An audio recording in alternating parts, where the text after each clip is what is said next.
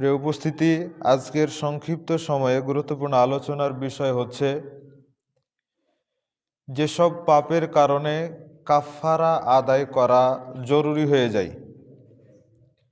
যেসব পাপের কারণে কাফারা, আমাদের ভাষায় বলতে গেলে বলতে হয় যেসব পাপের কারণে জরিমানা আদায় করা জরুরি হয়ে যায়। এই রকম কিছু পাপ এর বিবরণ তুলে ধরার জন্য চেষ্টা করব ইনশাআল্লাহ। ওমা তৌফিকি ইল্লা বিল্লাহ।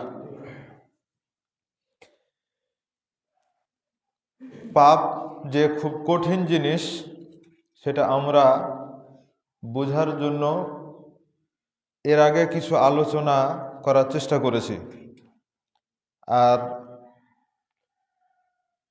একজনের পাপের কারণে আরেকজন শাস্তি পায়, আরেকজনও ক্ষতিগ্রস্ত হয়, এটাও বলেছি। এখনো মাঝে মাঝে বুঝতে পারি যেই সেক্টরে আপনি কাজ করেন না কেন, একজনের জন্য আরো 10 জনের বদনাম হয়, এটা তো আমরা নিশ্চিত বুঝি।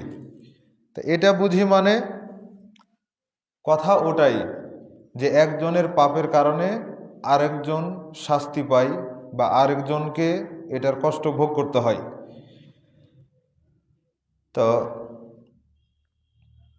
পাপটা হচ্ছে এইরকমই, যেমনভাবে একজনের ভালো ব্যবহার একজন মুসাফির ব্যক্তিকে গোটা এলাকার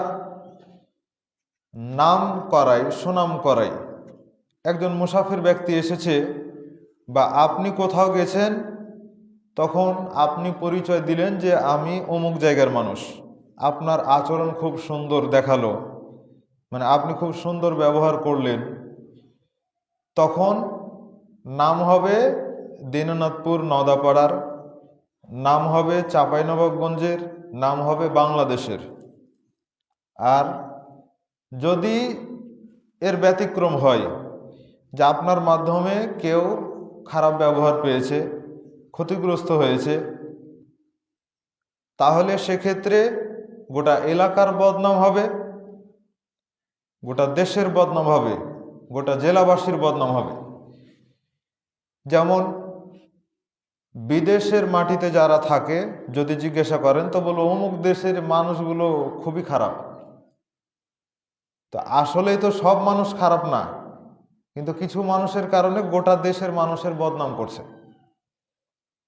তো কথা বলার ক্ষেত্রে যদি আমরা একটু সাবধানতা অবলম্বন করি, তাহলেও কিন্তু আমার মুখ থেকে আরেকটা মানুষ বেঁচে যায়। যার কারণে রাসূল সাল্লাল্লাহু আলাইহি ওয়াসাল্লাম বলেছেন যে আল মুসলিমু মান সালিমা আল মুসলিমুনা মিন লিসানিহি ওয়া ইয়াদিহি। মুসলিম হচ্ছে সেই ব্যক্তি যার হাত এবং মুখ থেকে অপর মুসলিম ব্যক্তির নিরাপদ থাকে।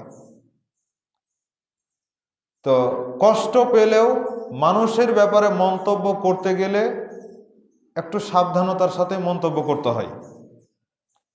না হলে আমি একজনের কাছ থেকে খারাপ ব্যবহার পেলাম আর বাকি সবাইকে খারাপ বলে দিলাম, এটা কিন্তু সঠিক হলো না, এটা ভুল হয়ে গেল।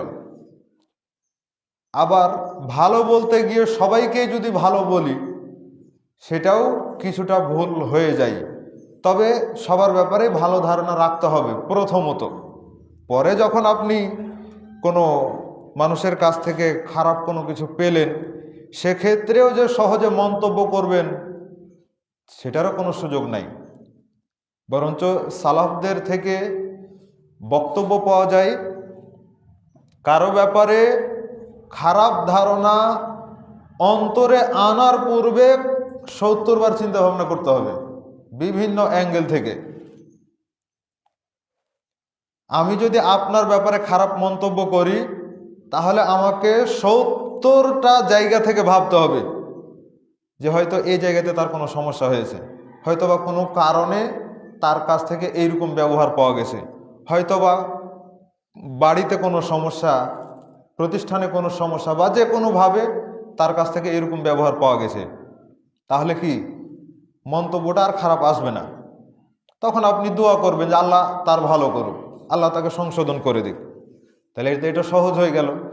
তো এইভাবে 70 বার পর্যন্ত চিন্তা ভাবনা করেন। সালাফদের বক্তব্য 70 বার পর্যন্ত চিন্তা ভাবনা করেন একটা মন্তব্য করার পূর্বে। 71 বারের বেলায় গিয়ে আপনাকে বুঝতে হবে যে ওই যে বিষয়টা ঘটেছে এটা আমার মাথায় ধরেনি। 71 বারের বেলায় গিয়ে নিজের ব্যর্থতা প্রকাশ করতে হবে।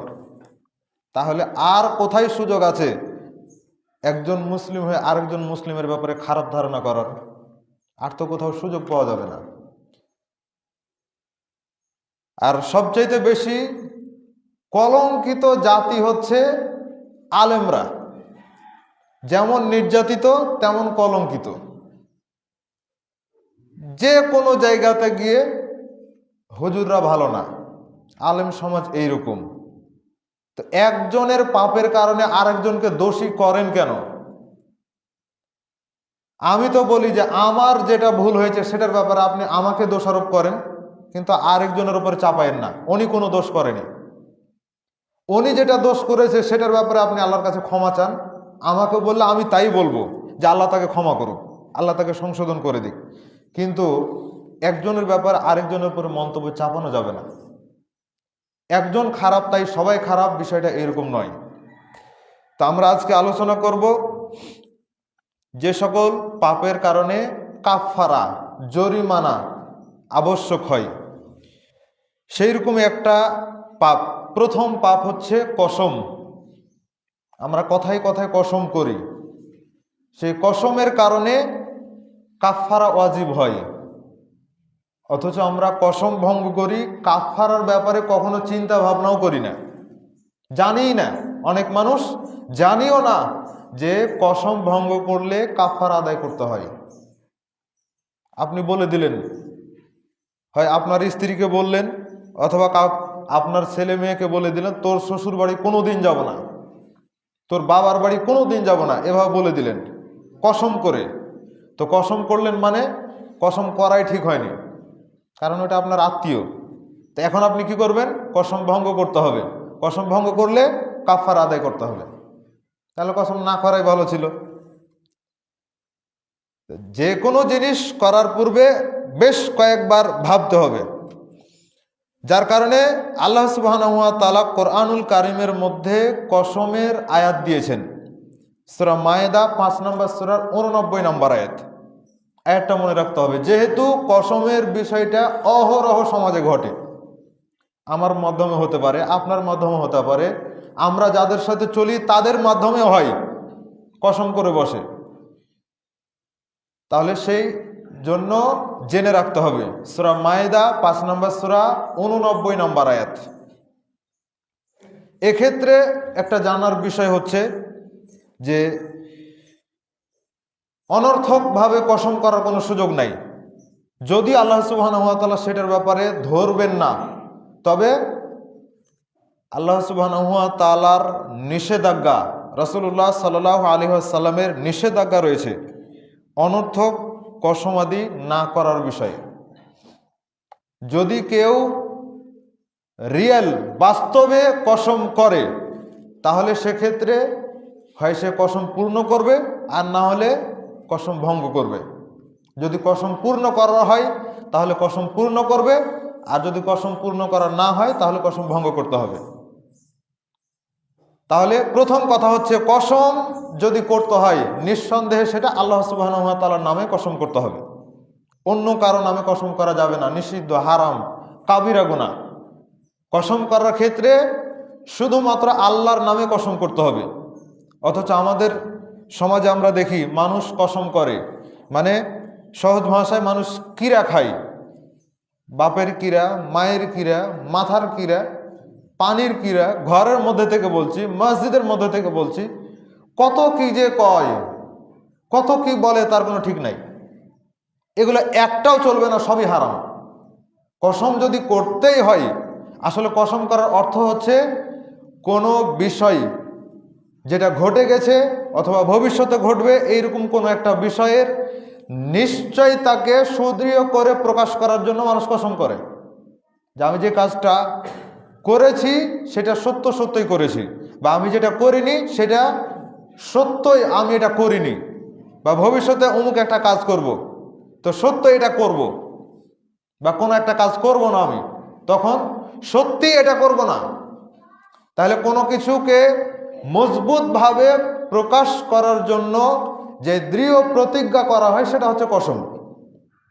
তো এই কসম করার ক্ষেত্রে শুধুমাত্র আল্লাহর নামেই কসম করতে হবে, দুনিয়ার আর কারো নামে কসম করা যাবে না। শুধুমাত্র আল্লাহ সুবহানাহু ওয়া তাআলার হক রয়েছে, আল্লাহ শুধু কসম করতে পারেন দুনিয়ার সব কিছুর নামে। যেমন কোরআনে আল্লাহ কসম করেছেন, অনেক কিছুর নামে আল্লাহ কসম করেছেন। ওয়াল আসর, সময়ের কসম।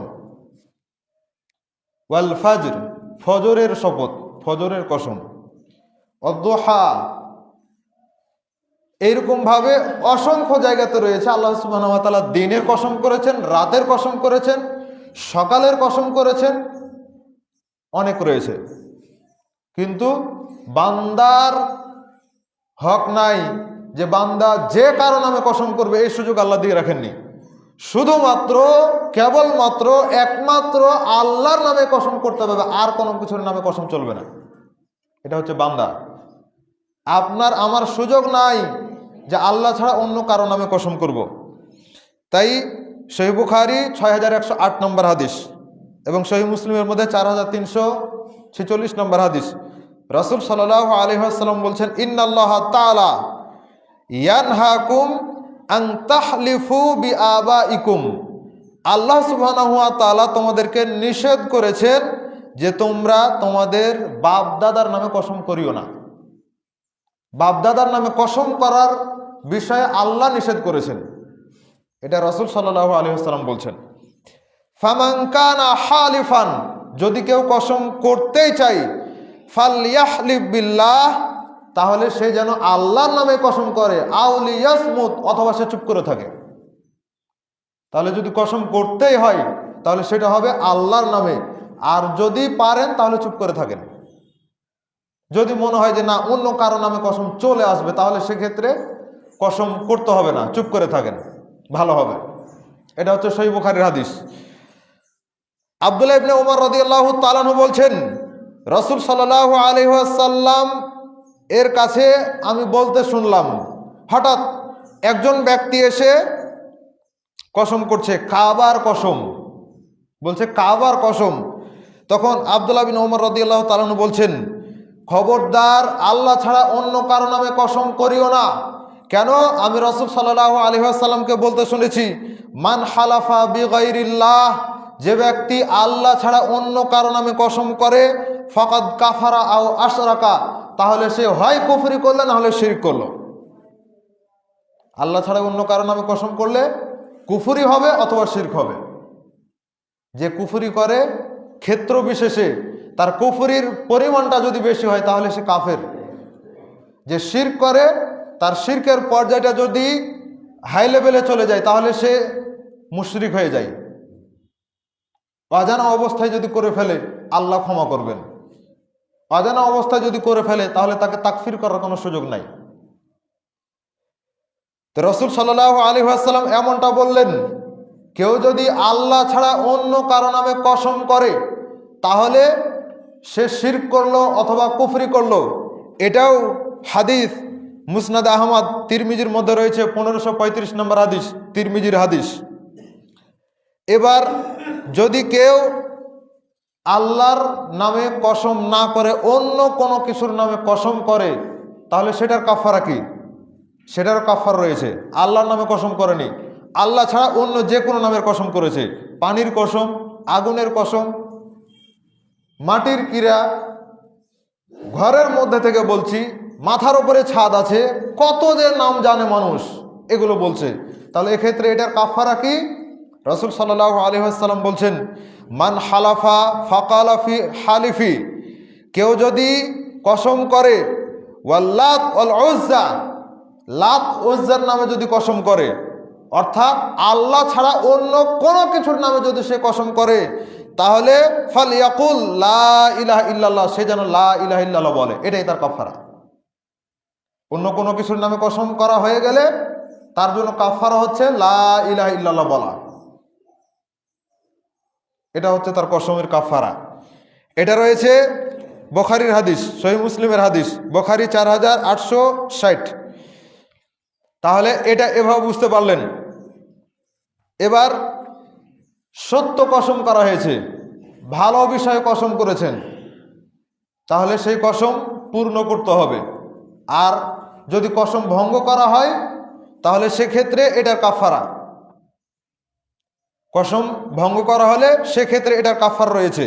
আল্লাহ সুবহানাহু ওয়া তাআলা বলছেন সূরা মায়েদা 89 নম্বর আয়াত, লা ইউআখিযুকুমুল্লাহু বিল্লাগওয়ি ফি আইমানিকুম, তোমাদেরকে আল্লাহ সুবহানাহু ওয়া তাআলা দায়ী করবেন না, অপরাধী করবেন না, আল্লাহ তাআলা তোমাদেরকে ধরবেন না যদি সেটা অনর্থক কসম হয়, ধরবেন না। তবে অবশ্যই সেটা থেকেও বিরত থাকতে হবে। আগের হাদিস, যদি কসম করতে হয় আল্লাহর নামে কসম করো, না হলে চুপ করে থাকো।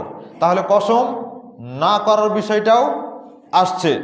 এবার লা ইউআখিযুকুমুল্লাহু বিল্লাগওয়ি ফি আইমানিকুম, তোমাদের অনর্থক কসমের জন্য আল্লাহ সুবহানাহু ওয়া তাআলা তোমাদেরকে ক্ষমা করে দিবেন, ধরবেন না, তোমাদেরকে শাস্তি দিবেন না। ওয়ালাকি ইউআখিযুকুম বিমা আকাদতুমুল আইমান, যখন তোমরা সত্য সত্যই কসম করবে, সেক্ষেত্রে যদি কসম ভঙ্গ করা হয় আল্লাহ সুবহানাহু ওয়া তাআলা তোমাকে ধরবেন। তাহলে সেক্ষেত্রে ফাকাফারাতুহু, এটার জন্য কাফারা, এটার জন্য প্রায়শ্চিত্ত, এটার জন্য জরিমানা হচ্ছে ইতআমু 10 মাসাকিন, এটার জন্য কাফারা হচ্ছে 10 জন মিসকিনকে খাবার খাওয়াতে হবে। কসম করলে এখন থেকে একটু সাবধানতা অবলম্বন করতে হবে। যদি কসম ভঙ্গ করা হয় তাহলে 10 জন মিসকিনকে খাবার খাওয়াতে হবে। তারপর আল্লাহ বলছেন মিন আওসাত, সেই মা তুতইমুনা আহলিকুম, যদি কসমের কাফার আদায় করা হয় 10 জন মিসকিনকে খাবার দিতে হবে। সাধারণভাবে আমরা যে খাবার খেয়ে থাকি সেই খাবার, কিন্তু এখন আমরা যাকাত আদায় করতে গেলেও চিন্তা করি যেন বেশি মানুষকে দেওয়া যায়, তখন কম দামি পোশাক কিনে। আসলে যাকাত তো পোশাক নয়, যাকাত হবে অর্থ সম্পদের উপরে ভিত্তি করে। যদি স্বর্ণ হয় তাহলে স্বর্ণ থেকে, রৌপ্য হলে রৌপ্য থেকে, অথবা এগুলোর দাম টাকাটা দিতে হবে। কিন্তু এখানে চলে এসেছে পোশাক। এটা হচ্ছে বাংলাদেশের নিউ ট্র্যাডিশন, নতুনভাবে এগুলো চালু করেছে মানুষ। নিজে নিজেই আলেম ওলামাদের সাথে কখনো পরামর্শের প্রয়োজন মনে করেনি, নিজে নিজে এগুলো চালু করে দিয়েছে। টাকার জায়গাতে আদায় করে পোশাক। আর যখন ফিতরা দিতে হবে, সাদাকাতুল ফিতর, তখন আবার খাদ্যের জায়গাতে আবার টাকা চলে আসে। মানে দিন ধর্মকে মানুষ একবারে নিজের ইচ্ছা মতো ব্যবহার করছে, নিজের ইচ্ছা মতো চালানোর জন্য চেষ্টা করে দিন ধর্মকে। এইভাবে করে দিন ধর্মের সঠিক হক আদায় হয় না। যার কারণে আলী রাদিয়াল্লাহু তাআলা আনহু বলছেন, আবু দাউদ 162 নম্বর হাদিস, আলী রাদিয়াল্লাহু তাআলা আনহু বলছেন, লাউ কানা দীনু বির-রা'য়া, দিন ইসলাম যদি মানুষের বিবেক প্রসূত হতো, নিজের ইচ্ছা মতো চলতো, নিজের বুদ্ধি দিয়ে যদি দিন ধর্ম চলতো, তাহলে শীতের সময় আমরা যে মোজা পরিধান করে তার উপর মাসেও করে থাকি, উপর দিকে মাসেও না করে নিচের দিকে মাসে করাটা বেশি যুক্তিসম্পন্ন হতো। যুক্তি কি বলে? ময়লা তো লাগে পায়ের তলায়, তাহলে হিসেবে পায়ের তলায় মাসেও করার প্রয়োজন ছিল। কিন্তু রাসূল সাল্লাল্লাহু আলাইহি ওয়াসাল্লাম যেহেতু মাসে করেছেন, উপর পায়ের উপর দিক মাসে করেছেন, তাহলে আমাদেরকেও আল্লাহ রাসূল উপর দিক মাসে করেছেন, তাই আমাদেরকেও মোজার উপর দিক মাসে করতে হয়, পায়ের তলা মাসে করতে হয় না। এটার নাম হচ্ছে দিন।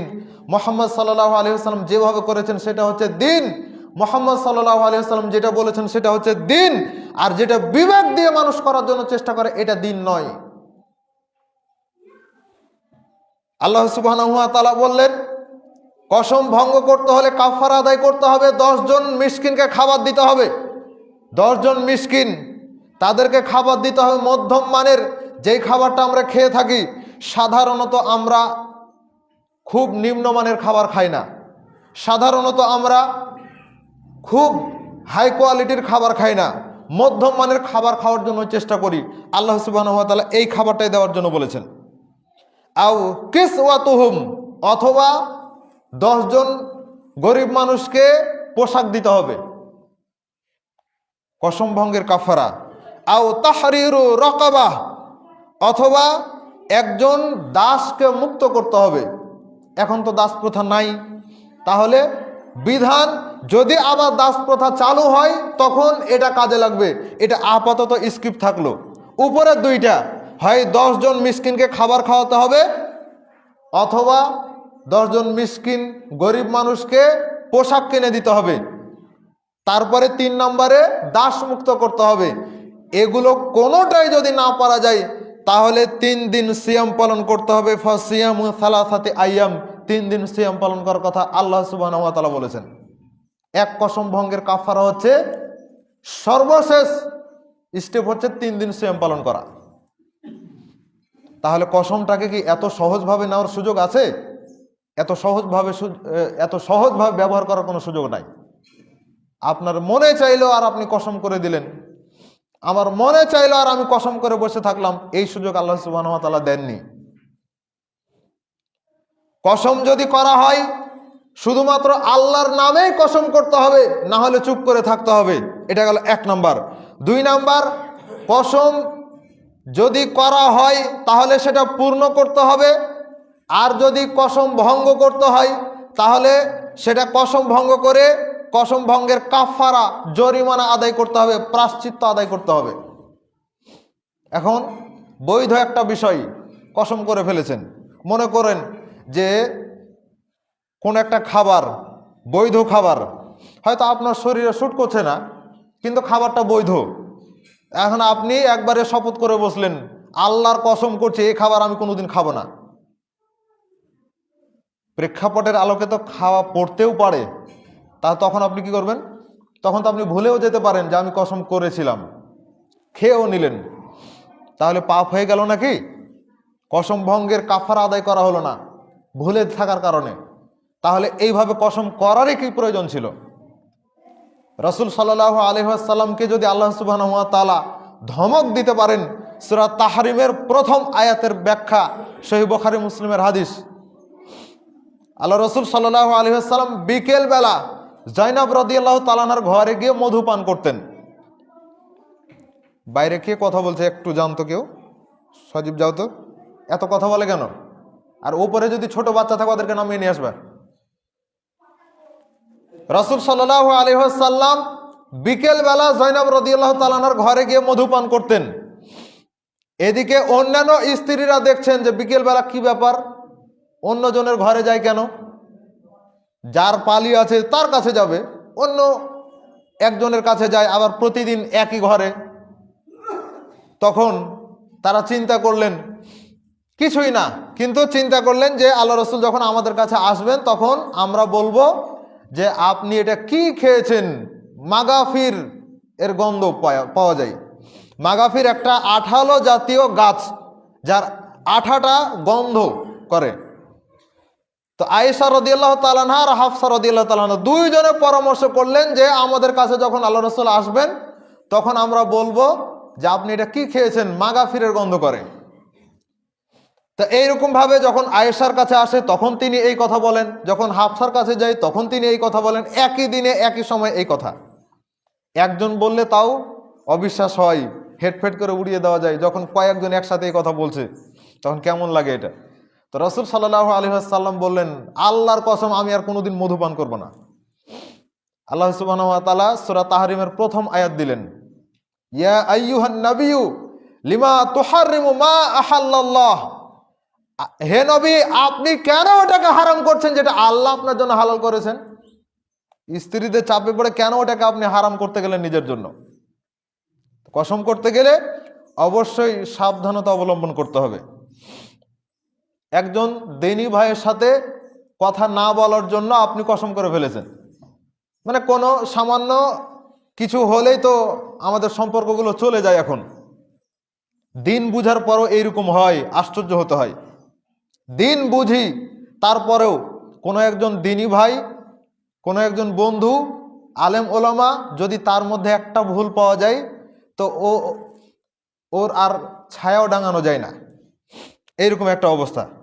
তো সেই সময় আমাদের এইরকম কসম চলে আসে, এগুলো কসম চলবে না। একজন মুসলিম ভাই, তার সাথে অবশ্যই সম্পর্ক রক্ষা করতে হবে। আপনি কসম করতে পাবেন না। আল্লাহ সুবহানাহু ওয়া তাআলা আমাদেরকে হেফাজত করুন, আমিন। সম্মানিত উপস্থিতি, আর কসম করার ক্ষেত্রে কেউ যদি মিথ্যা কসম করে সেটা আবার ভয়াবহ পাপ।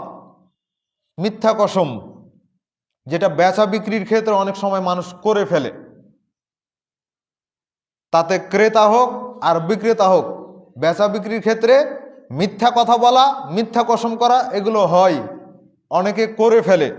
এগুলো থেকে বেঁচে থাকার জন্য চেষ্টা করতে হবে। রাসূল সাল্লাল্লাহু আলাইহি ওয়াসাল্লাম বলছেন, আল কাবাইর, কাবিরা গুনাহ হচ্ছে কয়েকটা, তার একটা হচ্ছে আল ইশরাকু বিল্লাহ, আল্লাহর সাথে কোনো কিছুকে শরীক করা। 2, উকুকুল ওয়ালিদাইন, পিতামাতার অবাধ্য চলা। 3, কতলুন নাফস, মানুষকে হত্যা করা। 4, ইয়ামিনুল গামুস, 4 নম্বরটা হচ্ছে মিথ্যা কসম করা। তাহলে মিথ্যা কসম করা এটা হচ্ছে কাবিরা গুনাহ। মিথ্যা কসম করা এটা হচ্ছে বড় ধরনের পাপ। অবশ্যই বেঁচে থাকার জন্য চেষ্টা করতে হবে। রাসূল সাল্লাল্লাহু আলাইহি ওয়াসাল্লাম আরেকটা হাদিসের মধ্যে ঠিক একইভাবে এই কথাই বলছেন। জনৈক ব্যক্তির প্রশ্নের উত্তর দিতে গিয়ে 3-4 নম্বরে গিয়ে তিনি বললেন, মিথ্যা কসম করা এটা হচ্ছে বড় পাপ। রাসূল সাল্লাল্লাহু আলাইহি ওয়াসাল্লাম যখন পাপগুলোর বিবরণ দিচ্ছেন, একটা হাদিস আসছে পাপের বিবরণ দিতে গিয়ে তিনি প্রথমে বললেন আল্লাহর সাথে কোনো কিছুকে শরীক করা, এটা হচ্ছে বড় পাপ।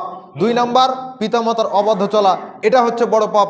তারপরে 3 নম্বরে তিনি মিথ্যা শপথ করা, এটা বলতে যাচ্ছেন।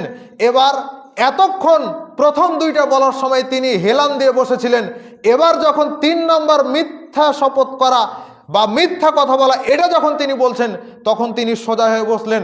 বারবার তিনি বলতে থাকলেন, মিথ্যা শপথ করা এটা হচ্ছে বড় পাপ, মিথ্যা শপথ করা এটা হচ্ছে বড় পাপ। রাসূল সাল্লাল্লাহু আলাইহি ওয়াসাল্লামের সামনে থাকা সাহাবীরা মনে মনে বলতে লাগলেন। তারা পরে এটা বলছেন যে আমরা বলতে লাগলাম যে যদি রাসূল সাল্লাল্লাহু আলাইহি ওয়াসাল্লাম চুপ করতেন। প্রথমবার তিনি যখন বলছেন আল্লাহর সাথে শরীক করা, একবার বললেন। দ্বিতীয়বার যখন বললেন পিতামাতার অবাধ্য চলা, সেটাও তিনি একবার বললেন। আর পরের বার যখন তিনি মিথ্যা শপথ করাকে বলছেন, তখন তিনি কয়েকবার বলছেন। তার মানে আপনি কি চিন্তা করতে পারেন মিথ্যা শপথ করা কত বড় পাপ? মিথ্যা শপথ করা কত বড় পাপ?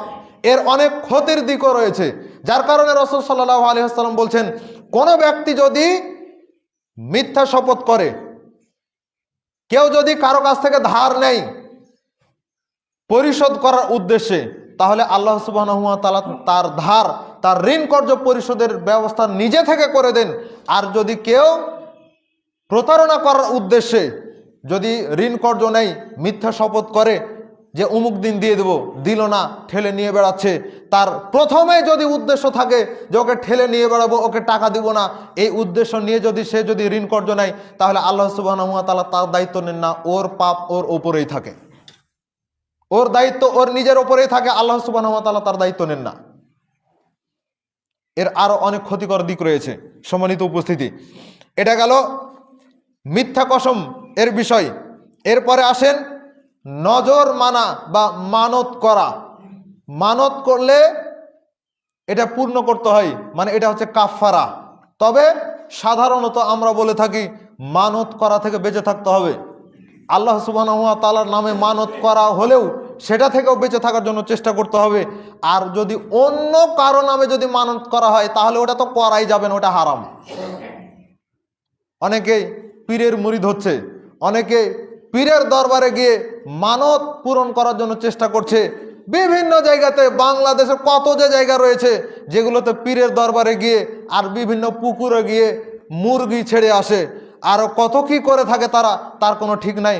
ওখানে গিয়ে গরু দেয়, ওখানে গিয়ে ছাগল দেয়, ওখানে গিয়ে টাকা পয়সা দিয়ে আসে। যেই লোকটা কবরের মধ্যে রয়েছে, যদিও বাংলাদেশের প্রেক্ষাপটে একটা অলি মানে তাদের দাবিতে একটা পীর বা একটা অলির কবর বিভিন্ন জায়গাতে রয়েছে, তো মানুষ তো একটাই, বিভিন্ন জায়গাতে কবর হয় কেমন করে? তার মানে ওরা কালী পূজা করছে, ওরা পূজা করছে, এটা পীরের এটা আস্তানা নয়, এটা হচ্ছে পূজার আস্তানা। আর যদি কবর থেকে থাকে সত্যি, তাহলে ওই মৃত ব্যক্তি কি করবে? ওর কি করার ক্ষমতা আছে? যখন ব্যক্তি জীবিত থাকে, অসুস্থ থাকে, মুমূর্ষ থাকে, তখন পর্যন্ত তার কোনো খবর থাকে না। একবারে শেষ সময় অথবা মারা গেছে, তখন তার জন্য মানুষ, ব্যক্তিগত মানুষ হোক, আত্মীয় স্বজন হোক, প্রতিবেশী হোক, আর দেশের মানুষ হোক, সবাই তার জন্য কাজ করে। কিন্তু যখন মানুষটা অসহায় অবস্থায় ছিল, বেঁচে ছিল, অসুস্থ অবস্থায় ছিল, তখন তার জন্য কেউ কাজ করেনি। হাদির অবস্থা তাই গেছে, উসমান হাদি, তার অবস্থাও গেছে ওই রকম। আপনি অসুস্থ হন, আপনাকে কেউ দেখতে আসবে না। যখন মুমূর্ষ অবস্থায় রয়েছেন, তখন আপনাকে শুধু পানি নয়, আপনাকে শরবত পর্যন্ত খাওয়াবে। এটা হচ্ছে মানুষের স্বভাব। আপনি মারা যাবেন, আপনাকে ঢাকার জন্য টাকা পয়সার অভাব হবে না, মানুষজনের অভাব হবে না। অথচ আপনি অসুস্থ ছিলেন, তখন হাসপাতাল পর্যন্ত যাওয়ার জন্য আপনি মানুষ খুঁজে পাননি। এ হচ্ছে প্রতিবেশী, এ হচ্ছে মানুষের স্বভাব। সম্মানিত উপস্থিতি, এবার নজর, মানত মানছেন আল্লাহ সুবহানাহু ওয়া তাআলা ব্যতীত অন্য কারো নামে যদি নজর মানত মানা হয়, এটা হচ্ছে সম্পূর্ণই শিরক, এটা করা যাবে না, এর থেকে সম্পূর্ণরূপে বেঁচে থাকতে হবে। এবার আল্লাহর নামে যদি মানত করেন, মানত করা থেকে বেঁচে থাকেন। দোয়া করছেন, আপনি মানত করছেন মানে আল্লাহ যদি আপনি আমার এই কাজটা করে দেন, তাহলে আমি এই কাজটা করব। আল্লাহ আমার ছেলে যদি পরীক্ষাতে গোল্ডেন A+ পাই, তাহলে আমি আপনার জন্য 3 দিন সিয়াম পালন করব। তার মানে কি, যদি আল্লাহ যদি ওইটা করে না দেয়, তো আপনিও সিয়াম পালন করবেন না, আপনি হলেন প্রতারক, আপনি আল্লাহকে লোভ দেখাচ্ছেন। এই মানত চলবে না, হারাম। জানতেন না, মানত করেই বসেছেন। যদি বৈধ বিষয় হয়, তাহলে মানত পূরণ করতে হবে। রাসূলুল্লাহ সাল্লাল্লাহু আলাইহি ওয়াসাল্লাম বলছেন, আন-নাদরু লা ইউকাদ্দিমু শাইআন ওয়া লা ইউআখিরুহু। মানত কোনোদিন মানুষের ভাগ্যকে পরিবর্তন করতে পারে না, আগে পিছে নিয়ে যেতে পারে না। মানত করে মানুষের ভাগ্যের পরিবর্তন করা যায় না। কি হয়? ওয়া ইন্নামা ইস্তাখরাজু বিহি মিনাল বাখিল। মানত করার মাধ্যমে মানুষের বখিল মানুষগুলো, কৃপণ মানুষগুলোর সম্পদকে বের করে নেওয়া হয়। ও দান করবে না, ও মানুষকে সহযোগিতা করবে না, ও মানত করবে। তখন মানতের মাধ্যমে আল্লাহ সুবহানাহু ওয়া তাআলা তার সম্পদগুলোকে বের করে নেন। কিন্তু এর এগেনিস্টে তো সঠিক আমল রয়েছে, সেটা কেন করেন না? কত নেক আমল আপনার মাধ্যমে হয়, সেটার ওসিলায় আপনি আল্লাহর কাছে দোয়া করেন। 3টা বৈধ বিষয় রয়েছে, বৈধ ওসিলা রয়েছে, সেই ওসিলাগুলো দিয়ে আপনি আল্লাহ সুবহানাহু ওয়া তাআলার কাছে দোয়া করতে পারেন। এক, আল্লাহ সুবহানাহু ওয়া তাআলার যে সিফাতি নামগুলো রয়েছে, এই নামগুলোর ওসিলা দিয়ে আপনি দোয়া করেন। আল্লাহ আপনি রহমান, আল্লাহ আপনি দয়ালু, আপনি আমার প্রতি দয়া করেন, আল্লাহ আপনি আমার প্রতি দয়া করেন। নামগুলোর ওসিলা দিয়ে আপনি দোয়া করেন না কেন? 2, নেক আমলের ওসিলা দিয়ে দোয়া করা। যেমনটা 3 জন ব্যক্তি পাহাড়ের গুহায় লুকিয়েছিল, ঝড় বৃষ্টি হওয়ার কারণে 3 জনই নেক আমলের ওসিলা দিয়ে দোয়া করলো, আল্লাহ সুবহানাহু ওয়া তাআলা সাথে সাথে দোয়া কবুল করে নিলেন। দলিল তো এটাই, সহিহ বুখারীর হাদিস। 3 নাম্বার হচ্ছে সৎ ব্যক্তির ওসিলা দিয়ে দোয়া করা। কোনো ব্যক্তিকে আপনার মনে হয় যে অমুক ব্যক্তি ভালো মানুষ, তাতে আলেম হোক আর জেনারেল মানুষ হোক, ভালো মানুষ, আপনি তাকে বলেন যে আপনি একটু আমার জন্য দোয়া করেন, আপনি একটু আমার পরিবারের জন্য দোয়া করেন। মুসাফির ব্যক্তির যদি খোঁজ পান, অবশ্যই তার কাছ থেকে দোয়া নেওয়ার চেষ্টা করবেন। ছেলে মেয়ে যারা রয়েছে, অবশ্যই তাদেরকে পিতামাতার কাছ থেকে দোয়া নিতেই হবে। কারণ পিতামাতাকে হাদিসে বলা হয়েছে তারা হচ্ছে মুস্তাজাবুদ দাওয়া, সন্তানের জন্য পিতামাতার দোয়া কবুল হয়। মুসাফির ব্যক্তিকে বলা হয়েছে, মুসাফির ব্যক্তি হচ্ছে মুস্তাজাবুদ দাওয়া, তার দোয়া কবুল হয়। মাজলুম ব্যক্তি হচ্ছে মুস্তাজাবুদ দাওয়া, তার দোয়া আল্লাহ সুবহানাহু ওয়া তাআলা কবুল করবেনই করবেন। তাহলে তাদের কাছ থেকে আপনি দোয়া চান। মুসাফির ব্যক্তি যদি আসে, তাহলে তার কাছে আপনি দোয়া চান ব্যক্তিগতভাবে, যে আপনি একটু আমার জন্য দোয়া করেন, একটু আমার পরিবারের জন্য দোয়া করেন, আমি এই সমস্যায় রয়েছে, একটু আমার জন্য দোয়া করেন। কতবার সফররত অবস্থায় থাকি, আপনাদের কাছ থেকে আমি দোয়া নিয়ে যাই, কিন্তু আমাকে কেউ ফোন করে বলে না যে একটু আমার জন্য দোয়া করেন। তার মানে আপনারা স্বয়ং সম্পূর্ণ, তাই না? আল্লাহ সুবহানাহু ওয়া তাআলা সঠিক বুঝদান করুন। সম্মানিত উপস্থিতি, তাহলে এই নজর মানা থেকে বিরত থাকতে হবে। চেষ্টা করেন নেক আমলের ওসিলা দিয়ে আল্লাহ সুবহানাহু ওয়া তাআলার কাছে দোয়া করা। এই দোয়া আল্লাহ সুবহানাহু ওয়া তাআলা কবুল করবেন। দোয়া একটু দেরিতে হলেও কবুল হবে, প্রতিদান পাওয়া যাবে। এবার যদি নজর মানা হয়েই থাকে, যেমন কেউ একজন মারা গেল, তারপরে শুনতে পেলাম যে অমুক ব্যক্তি তো আগে নিয়ত করেছিল, মানত করেছিল যে আমি এই কাজটা করব, মানে অসুস্থ অবস্থায় রয়েছি, তো আমি একটা ছাগল মাদ্রাসায় দিব। তাহলে সেক্ষেত্রে উনি তো মারা গেছেন, এখন কি করতে হবে? তো এটা তো আল্লাহর নামে করেছিল, তাহলে সেটা আপনি পূরণ করে দেন। যারা ওয়ারিস রয়েছে তাদেরকে যেটা আপনি পূরণ করে দেন। তো এক্ষেত্রে এটা পূরণ করতেই হবে। যেটা হয়ে গেছে সেটার ক্ষেত্রে আর না করার সুযোগ নাই।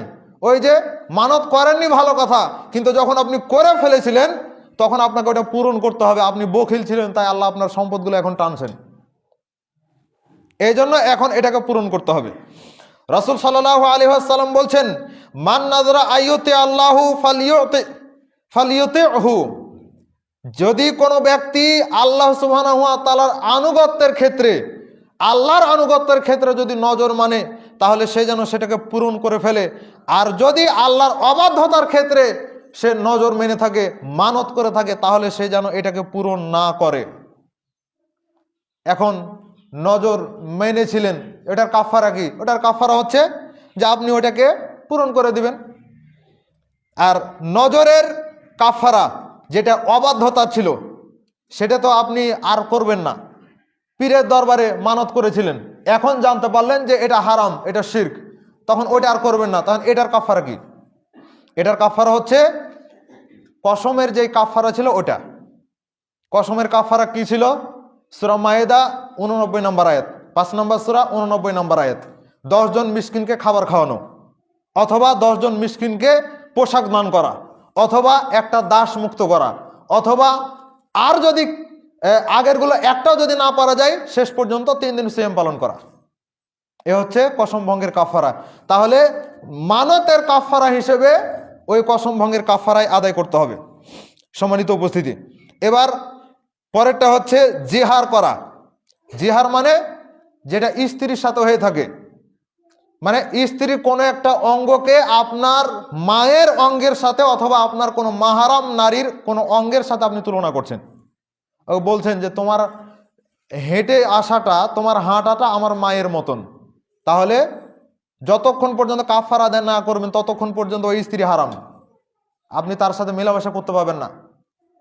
এজন্য খবরদার কোনো দিন কোনো আপনার কোনো মাহারাম নারী, যে আপনার মাহারাম মানে যার সাথে আপনার চিরদিনের জন্য বিবাহ হারাম, মা, বোন, খালা, ফুফু, এই যে এগুলো, এনাদের কোনো অঙ্গের সাথে কখনো নিজের স্ত্রীর কোনো অঙ্গকে তুলনা করতে যাবেন না। তোমার হাসিটা আমার উমুকের মতন, তোমার হাসিটা আমার মেয়ের মতন, তোমার হাসিটা আমার মায়ের মতন, তুলনা করা যাবে না। যদি তুলনা করেছেন তাহলে এটার কাফারা আদায় করতে হবে। যতক্ষণ পর্যন্ত এটার জরিমানা কাফারা না দিচ্ছেন ততক্ষণ পর্যন্ত কাজ হবে না। সেটার কাফারা কি? সেটার কাফারা হিসেবে রাসূলুল্লাহ সাল্লাল্লাহু আলাইহি ওয়াসাল্লাম এর উপর আল্লাহ সুবহানাহু ওয়া তাআলা আয়াত নাজিল করেছেন। কোরআনুল কারীমের আয়াত, সূরা মুজাদালা 2 নম্বর আয়াত। আল্লাহ সুবহানাহু ওয়া তাআলা বলেছেন, ওয়াল্লাযীনা ইউযাহিরুনা মিন নিসাইহিম সুম্মা ইয়াউদুনা লিমা ক্বালু ফাতাহরিরু রাকাবা।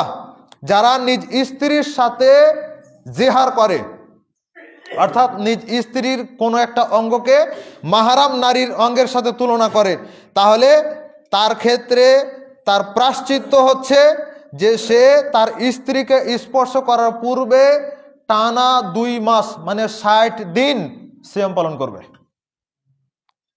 খুব কঠিন। সিয়াম পালন করতেই আছেন 58টা সিয়াম হয়েছে, দিয়ে আপনি অসুস্থ হয়ে গেছেন। তো এখন আপনি কি করবেন? অসুস্থ হয়ে গেছেন মানে কি, তখন মনে হবে যে সুস্থ হয়ে তখন বাকি 2টা আদায় করব। তো এখন যদি আপনি অপেক্ষা করেন, আবার আপনাকে শুরু থেকেই শুরু করতে হবে, গোড়া থেকেই শুরু করতে হবে, আবার 60টা। তাহলে বিষয়টা কত কঠিন। অথচ এগুলো কত সমাজে ঘটে, কোনোদিন চিন্তা ভাবনা করা হয়? কেউ কোনোদিন চিন্তা ভাবনা করে না। যদি এটা না পারা যায় তাহলে 60 জন মিসকিনকে খাওয়াতে হবে। এ হচ্ছে তার কাফারা। এটা হলো জিহার। তারপর আরেকটা রয়েছে ইলা। ইলার ব্যাপারেও কোরআনুল কারিমের মধ্যে আয়াত রয়েছে। ইলার ব্যাপারেও কোরআনুল কারিমের মধ্যে আয়াত রয়েছে। সূরা বাকারা 226 227 নম্বর আয়াত, লিল্লাযিনা ইউলুনা মিন নিসাইহিম তারাব্বুসু আরবাআতি আশহুর। আল্লাহ সুবহানাহু ওয়া তাআলা বলেছেন, নিজের স্ত্রীর কাছে যাওয়ার ক্ষেত্রে কেউ যদি শপথ করে তাহলে এক্ষেত্রে সর্বোচ্চ 4 মাস, 4 মাস এর শপথ করতে পাবে। 4 মাসের পরে যদি হয় তাহলে সেক্ষেত্রে মানে 4 মাস পূর্ণ করে ফেলেছে, এখন তাকে শপথ ভঙ্গ করতে হবে, কাফারা আদায় করতে হবে। যদি করে ভালো কথা, আর যদি না করে অথবা 4 মাসের পূর্বে যদি শপথ ভঙ্গ করে তাহলে সেক্ষেত্রে তাকে কাফারা আদায় করতে হবে। তাছাড়া তার স্ত্রীর কাছে যাওয়া তার জন্য বৈধ হবে না। এর কাফারা কি? এর কাফারা হিসেবেও ওই একই কসম ভঙ্গের যে কাফারা রয়েছে সেই কাফারা আদায় করতে হবে। তারপরে আরেকটা রয়েছে স্ত্রীর মাসিক অবস্থায় তার সাথে মেলামেশা করা, যেটা হারাম। আল্লাহ সুবহানাহু ওয়া তাআলা কোরআনুল কারিমের মধ্যে আয়াত দিয়েছেন সূরা বাকারার মধ্যে। সূরা বাকারা এর আয়াত হচ্ছে 222। আল্লাহ সুবহানাহু ওয়া তাআলা বলেছেন, ইয়াসআলুনাকা আনিল মাহিদ, আপনাকে নারীদের ঋতু সম্পর্কে জিজ্ঞাসা করা হয়, আপনি বলেন কুল হুয়া আযান, এটা হচ্ছে তাদের জন্য কষ্টদায়ক। কষ্টদায়ক না নারীদের জন্য? অনেক মেয়েরা কান্নাকাটি পর্যন্ত করে এই মেন্স অবস্থায়, এতটা ব্যথা তারা অনুভব করে। তো এটা হচ্ছে একেবারে প্রথম সময়ের, যখন আদম হাওয়া ওই নিষিদ্ধ গাছের ফল খাওয়ার জন্য গিয়েছিলেন, তখন তাদের পোশাক সব খুলে পড়ে গিয়েছিল। সাথে সাথে আল্লাহ সুবহানাহু ওয়া তাআলা হাওয়া আলাইহিস সালামকে মেন্স দিয়ে দিয়েছিলেন। তাহলে এটা ছিল ওই প্রথম দিনকার ওই পাপের শাস্তি। তো এই যে এটা কষ্ট, তো আল্লাহ সুবহানাহু ওয়া তাআলা পরে বলছেন যে ওয়ালা তাকরাবুহুন্না, খবরদার তোমরা তোমাদের স্ত্রীদের মেন্স চলা অবস্থায় তাদের কাছে যাও না, মানে তাদের সাথে মেলামেশা করো না, হাত্তা ইয়াতহুরনা, যতক্ষণ পর্যন্ত তারা পবিত্র না হচ্ছে। পবিত্র মানে মেন্স কমপ্লিট, তার পবিত্র হওয়ার আলামত প্রকাশ পেয়েছে, তখন আপনি তার কাছে যাবেন? এত সহজ নয়। ও গোসল করে পবিত্র হবে, তারপরে আপনি তার কাছে যেতে পাবেন। এটাই হচ্ছে সবচেয়েতে সহিমত। তাহলে এই অবস্থায় কেউ যদি মানে মেন্স অবস্থায় কেউ যদি স্ত্রীর সাথে মেলামেশা করে, যদি মেন্স যে কয়দিন থাকে, 5 দিন হোক, 7 দিন হোক, 10 দিন হোক, যে কয়দিন থাকে, যদি প্রথম দিকে মেলামেশা হয় তাহলে 1 দিনার সমান যা হয় সেটার কাফারা আদায় করতে হবে। 1 দিনার সোনা এর টাকা অথবা সোনা দান করে সেটার কাফারা আদায় করতে হবে। আর যদি মেন্সের শেষ দিকে হয়, যেহেতু সে সময় তাদের কষ্টটা কম হয় শেষ সময়, এজন্য ওই সময়ে অর্ধ দিনার সোনা বা তার টাকা দান করার যে টাকা লাগে সেটা দান করে সেটার কাফারা আদায় করতে হবে। পরের আরেকটা, সেটা হচ্ছে রমাদান মাসে, যেটা সামনে আসছে রমাদান, এ রমাদানে দিনের বেলায় সিয়াম থাকা অবস্থায় কেউ যদি তার স্ত্রীর সাথে মেলামেশা করে, এতে যদি স্বামী স্ত্রী দুজনেরই মত থাকে, দুজনকেই কাফারা আদায় করতে হবে। আর স্বামী যদি জোর করে স্ত্রীর সাথে মেলামেশা করে, স্ত্রী যদি মত না থাকে, তাহলে স্ত্রীকে লাগবে না, কিন্তু স্বামীকে এটার কাফারা আদায় করতে হবে। এটার কাফারা কি? এটার কাফারা হচ্ছে প্রথম, এটা একটা কাবিরা গুনাহ, এই জন্য এটা থেকে তাওবা করে ফিরে আসতে হবে। 2 নাম্বার হচ্ছে ওই দিনের সিয়াম তার বাতিল, কিন্তু যখন এই ঘটনা ঘটবে তখন থেকে সারা দিন ইফতার আগ পর্যন্ত তাকে না খেয়েই থাকতে হবে। এটা গেল একটা। 3 নাম্বার হচ্ছে যে এই সিয়ামের কাজ আদায় করতে হবে পরবর্তীতে, যে একদিনে এই ঘটনা ঘটবে এটার কাজ আদায় করতে হবে। আর এখন তার কাফারা হচ্ছে যে টানা 60 দিন সিয়াম পালন করবে। যদি সেটা না পারে 60 জন মিসকিনকে খাবার খাওয়াবে। যদি সেটা না পারে তাহলে গোলাম আজাদ করবে। এ হচ্ছে তার কাফারা। এই জন্য রমাদান মাস যারা নতুন বিবাহিত বা যুবক শ্রেণীর মানুষ তাদেরকে অবশ্যই বেঁচে থাকতে হবে। যাদের কাম উত্তেজনা বেশি তাদেরকেও বেঁচে থাকতে হবে। কোনোভাবেই সন্দেহযুক্ত জায়গাতে অবস্থান করার কোনো সুযোগ নাই। যেমনভাবে রাসূল সাল্লাল্লাহু আলাইহি ওয়াসাল্লাম ডাইরেক্ট উদাহরণ দিয়ে বলেছেন সহিহ বুখারী 52 নম্বর হাদিসে, যে গরু চড়াচ্ছেন আপনি, রাখাল গরু চড়াচ্ছে, তো আইলে ঘাস খাওয়াচ্ছে, আইলে ঘাস খাওয়াচ্ছে কোনো সমস্যা নাই, কিন্তু পাশে যে জমি রয়েছে এই জমি তো ওর নিজের না, তো যদি এখন আইলে ঘাস খাওয়ায় তো সন্দেহ রয়েছে, সম্ভাবনা রয়েছে যে সে আইলে ঘাস খেতে খেতে জমিতে মুখ দিয়ে দিবে। তাহলে ওই অবস্থাতে এইরকম সন্দেহজনকভাবে ঘাস না খাওয়ানোই ভালো। তো ঠিক এটা দিয়ে আল্লাহ রাসূল সাল্লাল্লাহু আলাইহি ওয়াসাল্লাম এটাই বুঝিয়েছেন যে সন্দেহজনক জিনিস থেকে বেঁচে থাকো, তাহলে হারাম থেকে বেঁচে থাকবে। কেউ যদি সন্দেহজনক জিনিস থেকে বেঁচে থাকে সে নিজের সম্মান রক্ষা করলো, সে হারাম থেকে বেঁচে থাকলো। আর কেউ যদি সন্দেহের মধ্যে পতিত হয় সে হারামের মধ্যেই পতিত হয়ে গেল। ওয়াকাফিস শুবহাতে ওয়াকাফিল হারাম, কেউ যদি সন্দেহজনক জিনিস গ্রহণ করে সে যেন হারাম জিনিসটাকে গ্রহণ করলো, যা রাসূল সাল্লাল্লাহু আলাইহি ওয়াসাল্লাম বলেছেন। এই জন্য এটাও খেয়াল রাখতে হবে রমাদান মাস। তারপর রয়েছে ইহরাম অবস্থায় কেউ যদি শিকার করে তাহলে এটার কাফারা আদায় করতে হয়। ইহরাম অবস্থায় শিকার করা জায়েজ নয়, হারাম।